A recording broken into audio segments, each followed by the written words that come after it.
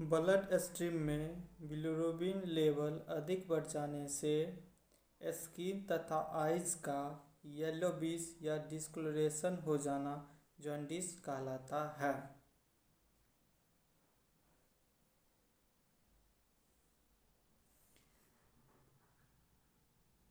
शरीर पीला पड़ने लगता है, स्किन काली पड़ने शुरू हो जाती है, आंखों पीला लगने लगता है, नाखून हथेली यूरिन पीला होने लगता है, भूख में कमी हो जाती है, पैरों में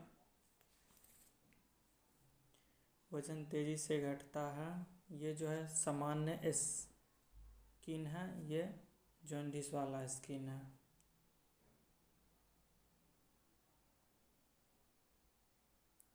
केस की बात करें तो पोस्ट हेपेटिक कंडीशन, ब्लड में बिलिरुबिन की अधिकता, येलो ऑरेंज बाइल पिगमेंट की अधिकता। इसके अलावा कुछ कारण निम्न है। हेपेटाइटिस यकृत शोथ हो गया, गाल स्टोन पित्ताशय पथरी ट्यूमर हो गया, लीवर एक्यूट इन्फ्लामेशन हुआ, बाइल डक्ट का इन्फ्लामेशन हो गया। उसके बाद बाइल डक्ट में किसी प्रकार का ऑब्स्ट्रक्शन, हेमोलाइटिक एनीमिया जिसकी वजह से बिलिरुबिन की मात्रा बढ़ जाती है। साइन एंड सिम्टम्स की बात करते हैं तो स्किन, स्क्लेरा और आइज, जीभ का urine yellowish discoloration, abdomen dual pain specially जो है लीवर पर, भूख में कमी, nausea, severe constipation, weakness,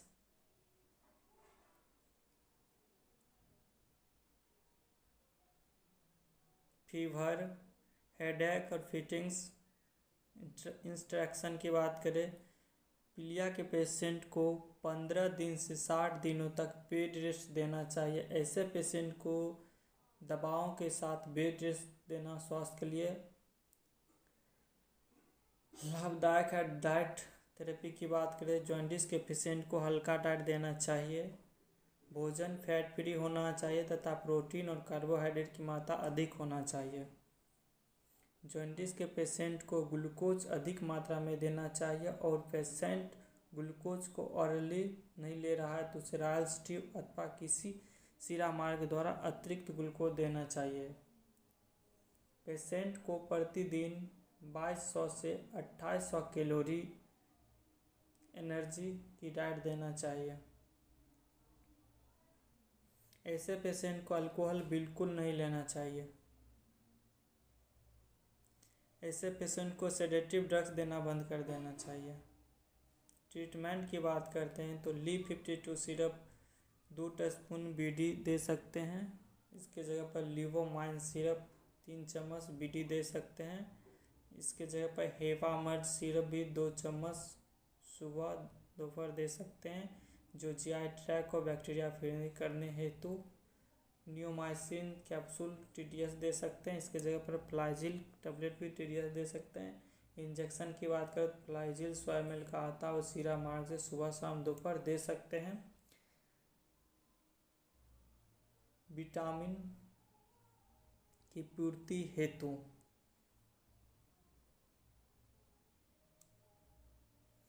injection MVI IV infusion द्वारा 1 दिन छोड़कर लगाना चाहिए और इसके जगह पर NVM 2 ml का एम्पुल 1 दिन छोड़कर शिरा मार्ग द्वारा लगाना चाहिए, मांसपेशियों द्वारा लगाना चाहिए।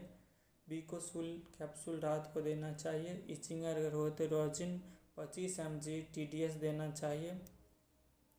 IV फ्लूइड की बात करें तो DNS D5% D25% देना चाहिए। एंटासिड की बात करें तो एसेरा-D BD देना चाहिए। रेविमैक MPS TDS देना चाहिए। सिलिवॉन भी दे सकते हैं और सॉर्बेलिन भी दे सकते हैं। इसके साथ Li52 सिरप तीनों मिला के चला सकते हैं जॉन्डिस वाले पेशेंट में। अगर उस पेशेंट को वोमिटिंग हो रहा है तो ऑन्डेम दे सकते हैं। अगर पेशेंट एब्डोमेन पेन हो रहा है तो एनापोर्टेन टैबलेट BD दे सकते हैं। फीवर हो तो पैरासीटामोल BD दे सकते हैं। ज़्यादा फीवर तो TDS भी दे सकते हैं।